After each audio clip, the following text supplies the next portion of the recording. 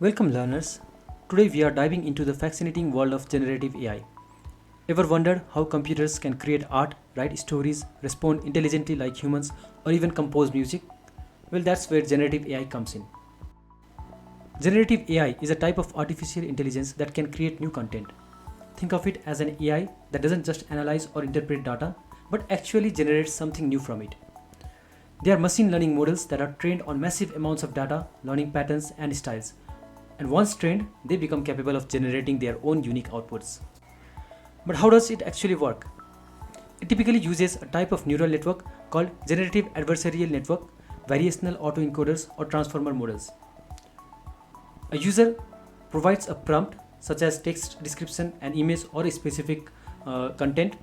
Then the model uses its learned pattern to process the prompt and generate a new content that aligns with the given input. Finally, the AI produces the desired output, which could again be an image, text, music, or other creative work. How are people using Gen AI today? Salespeople are using it extensively to draft their sales outreach emails.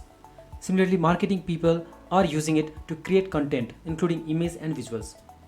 People from finance are using it to analyze and generate feedback on financial data. Developers are using it to generate and optimize their codes.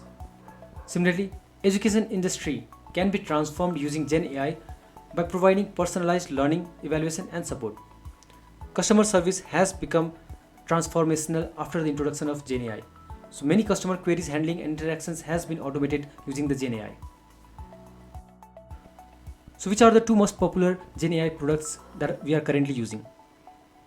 Definitely all of you know it. The number one, ChatGPT. Number two, Gemini.